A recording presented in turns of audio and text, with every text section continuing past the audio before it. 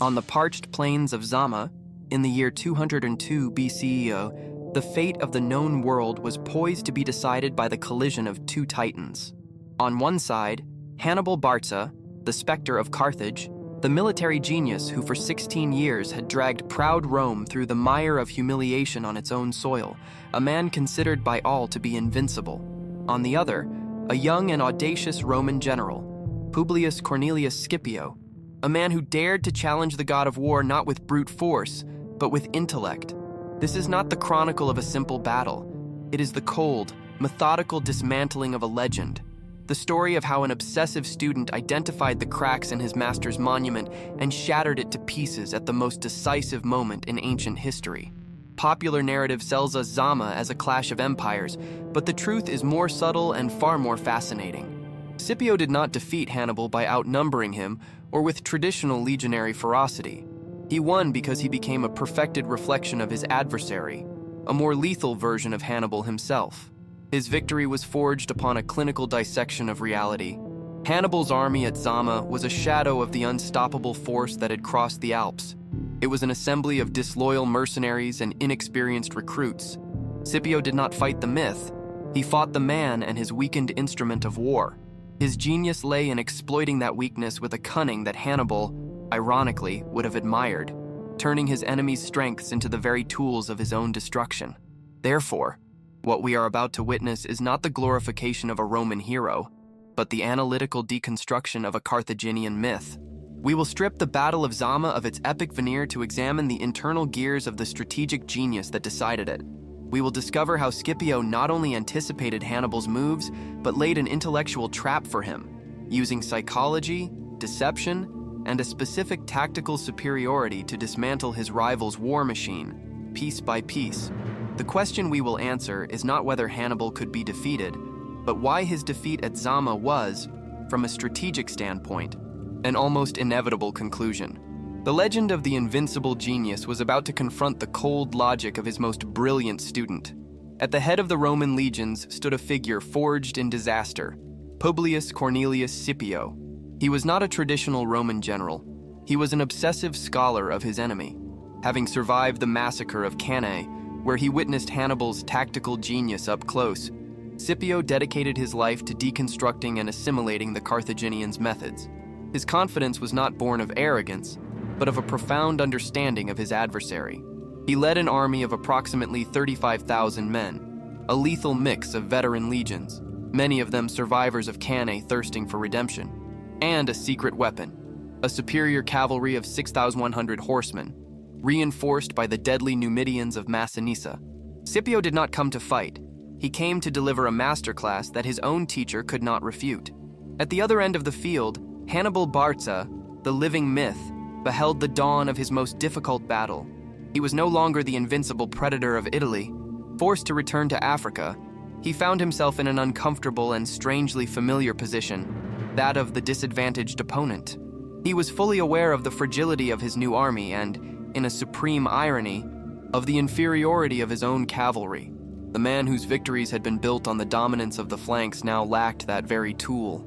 His mind, undoubtedly the most brilliant in the ancient world, calculated the odds and understood that this time, the scales were not tipped in his favor. The legend was facing the stark reality of his limited resources. Hannibal's apparent strength was, in fact, his fatal weakness. His army of nearly 50,000 men was an illusion of power, a patchwork quilt sewn with threads of desperation. The first line was formed by Gallic and Ligurian mercenaries, men whose loyalty was bought with coin, not glory. Behind them, a second line of Carthaginian and Libyan recruits, citizens with no experience in the heat of a large-scale battle, whose courage had yet to be tested. Only in the third and final line, held in reserve, were his true soldiers, the veterans of the Italian campaign, hardened, lethal, and loyal, but exhausted and, crucially, outnumbered. It was an army without cohesion, a body with a strong heart but with fragile limbs. The chessboard, the plain of Zama, was not a randomly chosen stage. It was Scipio's first masterstroke. By selecting an open, flat battlefield with no geographical features, he completely neutralized Hannibal's favorite tactic, the ambush. For years, Hannibal had used terrain as a weapon, luring impetuous Romans into deadly traps. At Zama, there were no hills to hide behind, no forests for flanking, no rivers to limit retreat.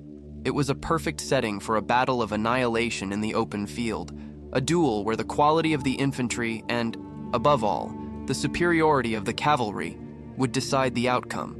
Scipio had not only brought the war to Africa, he had designed the perfect slaughterhouse for his rival's army. The two forces watched each other in a tense silence, a sea of bronze and iron under the African sun. The stillness before the storm was a psychological weapon in itself. In the Roman ranks, a grim determination. The veterans of Cannae remembered the whistle of Carthaginian arrows and the panic of annihilation. Today there was no fear, only a cold desire for vengeance. On the Carthaginian side, the air was an unstable mixture of mercenary bravado, the palpable nervousness of the recruits, and the weary resolution of the veterans. The only thing holding this disparate army together was the imposing reputation of its commander. Hannibal was the glue of a structure on the verge of fracturing. His myth was Carthage's last line of defense. Legend has it that the two generals met briefly before the carnage began, a final moment of calculation and mutual respect between the master and the student who was about to surpass him. The war had been reduced to this: one man's mind against another's, legacy against ambition. Hannibal's plan depended on an initial shock of terror, an elephant charge to break the Roman will. Scipio's plan, on the other hand, was a cold refutation of that very strategy, a mechanism designed to turn chaos into an advantage. The moment of truth had arrived, and the tactics that would decide the fate of the Mediterranean were about to be unleashed. If you wish to witness how one man's mind dismantled the greatest military genius in history, make sure you are subscribed and have activated notifications, because Scipio's lesson is about to begin. The battle began with a roar that shook the earth. 80 war elephants, Hannibal's psychological trump card, charged the Roman lines. It was a spectacle designed to inspire primal terror. A wall of flesh and fury meant to crush legionary discipline before the infantry even crossed swords. For any other army, it would have been the end. The beasts, with their deafening trumpeting and unstoppable mass, represented chaos incarnate, brute force against order. Hannibal sought not only to break the Roman formations, but also their minds, hoping that panic would spread like a plague and deliver him a swift victory. It was his opening move, a hammer blow calculated to shatter Scipio's confidence. But Scipio had not come to react, he had come to direct. As the charge reached its peak, the Romans did not waver. They executed a maneuver of unprecedented genius. The maniples of the legions, normally arranged in a checkerboard pattern, had been aligned in columns, creating wide corridors through their formation. At the same time, the light troops, the velites, moved forward, unleashing a shower of javelins upon the elephants to harass and enrage them. And then, the Roman war horns blared in a coordinated, deafening blast. The plan was not to stop the elephants. It was to channel them. It was a work of military engineering, a system designed not to resist chaos, but to give it direction. The result was a tactical masterpiece. The noise and the javelin wounds terrified many of the beasts, which, being insufficiently trained, lost control. Some were guided harmlessly through the open corridors by the legionaries, emerging at the rear of the Roman army without causing significant damage. But the true stroke of genius was what happened to the rest. Seized by panic, several elephants turned violently and charged in the opposite direction, straight into the wings of the Carthaginian cavalry preparing to enter the fray. Hannibal's first great offensive had not only been neutralized, but Scipio had turned it into a weapon against the Carthaginian army itself, sowing disorder on its flanks before the first real clash. Seizing the confusion created by the rampaging elephants, Scipio's cavalry, led by his loyal friend Gaius Laelius on the left flank and the formidable Numidian king Massinissa on the right, launched their attack. They did not wait. They saw the golden opportunity their general's plan had afforded them. The enemy cavalry, already disorganized by their own pachyderms, was an easy target.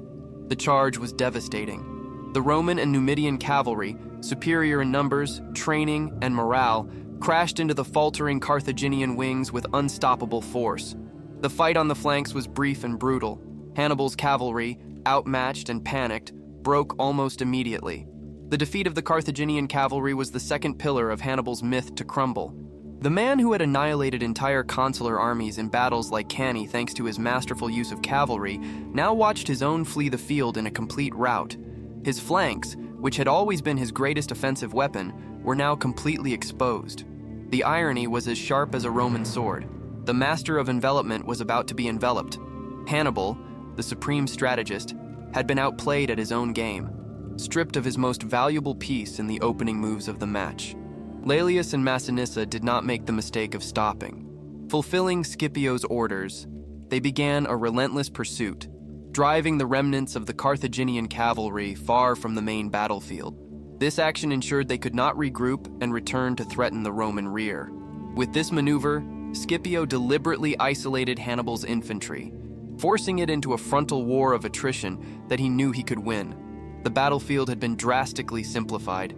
It was now a massive collision of infantry, legion against phalanx, Roman discipline against a desperate mix of mercenaries, recruits, and veterans. Hannibal watched, powerless, as his control over the battle slipped away. With the flanks secured, the Roman infantry advanced like a steel roller. The three lines of the legions, the Hastati, the Principes, and the Triarii, clashed with Hannibal's first line. The Gallic and Ligurian mercenaries fought with ferocity, but without the cohesion or discipline of their opponents. Under the relentless pressure of the legionaries, their line bent and finally broke. They fled in disarray towards the second line, the Carthaginian recruits, hoping to find refuge. But panic is contagious, and the sight of their fleeing comrades demoralized the recruits, who were also swept away by the Roman tide. Hannibal's first two lines disintegrated under the weight of the Roman war machine. It was then that Hannibal made his most brutal and desperate decision.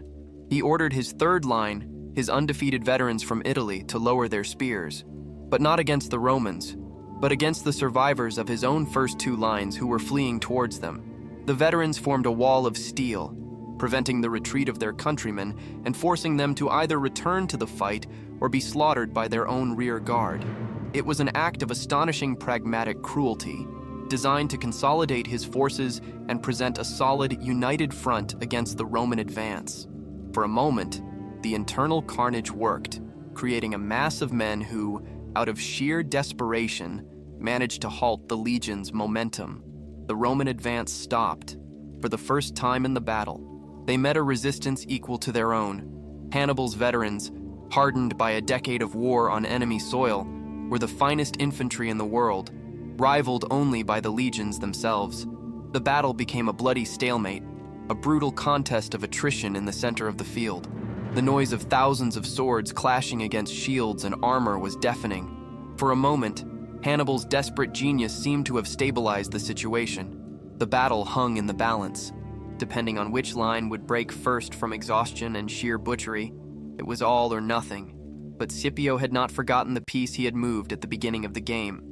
Just as the infantry struggle reached its bloodiest climax, a new sound rose above the din of battle, the distant thunder of thousands of horse hooves. Laelius and Massinissa, having completed their mission of annihilating and scattering the enemy cavalry, were returning to the battlefield. They did not return to support their own infantry from behind, but executed a wide flanking maneuver, riding around the main contest to appear where no one expected them, directly at the rear of Hannibal's veteran line. The checkmate was executed with chilling precision. The Roman and Numidian cavalry charged into the unprotected backs of Hannibal's veterans. The very tactic that had immortalized Hannibal at Cannae, the double envelopment, was now being used against him with lethal perfection. Trapped between the wall of shields of the Roman infantry to their front and a storm of cavalry at their rear, the veterans had nowhere to flee. The formation that had seemed unbreakable moments before became a death trap. Scipio's strategic brilliance, his patience, and his perfect timing had borne their final fruit. The collapse was total and instantaneous. Even the bravest and most experienced soldiers of the ancient world could not fight on two fronts at once. Hannibal's veteran line disintegrated into a chaos of blood and panic. The battle transformed into a large-scale massacre. Surrounded and outnumbered, the remnants of the Carthaginian army were systematically exterminated. Hannibal, witnessing the annihilation of his most loyal men and the fall of his legend, managed to escape the battlefield with a small group of followers. He did not flee as a defeated general, but as the ghost of a myth that had just been exorcised by the cold, calculating logic of his most brilliant adversary. The statistics of the carnage at Zama reveal the magnitude of the deconstruction. It was not a narrow victory, it was a calculated annihilation. Carthage suffered catastrophic losses. Estimates speak of 20,000 men killed on the battlefield and another 20,000 captured as prisoners.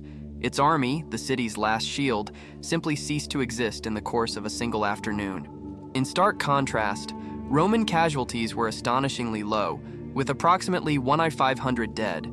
This disproportion speaks not of luck, but of absolute tactical control. Scipio had not only won the battle, he had executed an army with the precision of a surgeon, minimizing his own losses while inflicting irreparable damage upon his enemy. Hannibal Barca, the man who had made Rome tremble for nearly 2 decades, managed to escape the encirclement and return to Carthage. But he did not return as the hero the city expected, but as the bearer of the final defeat. His first act upon arrival was not to plan a new defense or gather more troops, but to address the Carthaginian Senate and advise them to accept whatever peace terms Rome offered. In that moment, he publicly admitted that he had been outmatched, acknowledging that he had lost not just a battle, but the war. The greatest military genius of his time, the architect of legendary victories, was the one who had to sign the surrender of his own civilization, a final act that completed his demystification. For his part, Scipio became the embodiment of Roman triumph. His victory earned him the agnomen Africanus, an honorific title that would immortalize him forever. He had achieved what an entire generation of Roman consuls and generals had failed to do, not only to defeat Hannibal, but to do so in such a decisive way that the Carthaginian threat was eradicated for good. His victory was not a fit of vengeful fury, but the logical conclusion of years of study, preparation, and adaptation. By deconstructing his enemy, Scipio had built his own legend, one that now eclipsed all others and would mark the beginning of a new era of uncontested dominion for the Roman Republic. The immediate political impact of Zama was seismic.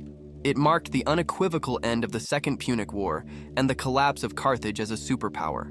The peace terms imposed by Rome were deliberately humiliating and designed to permanently neutralize its old rival. Carthage was forced to cede all its territories outside of Africa, including the strategic Hispania, which became a Roman province. Its powerful war fleet was reduced to a symbolic force of 10 ships. And, as a financial coup de grace, a crushing war indemnity of 10,000 silver talents was imposed to be paid over 50 years, a debt that would guarantee its economic and political subordination to Rome. Beyond the subjugation of Carthage, the Battle of Zama acted as the catalyst for Rome's transformation, defeating Hannibal, the enemy who had personified the greatest existential threat to the Republic, infused the Roman psyche with limitless confidence. If they could vanquish the greatest military genius of their age, who could possibly stand against them? This victory not only secured their dominance over the Western Mediterranean, but also ignited the imperialist ambition that would define the following centuries. Zama was the founding myth of the Roman Empire, the proof that its destiny was to rule. The republic that fought for survival against Hannibal died at Zama, and in its place was born a superpower destined to conquer the known world. From a military perspective, Scipio's victory redefined Roman strategy. It demonstrated that adaptability and intellectual innovation were weapons as powerful as the brute force of the legions. Scipio did not defeat Hannibal by being more Roman, but by being a better Hannibal.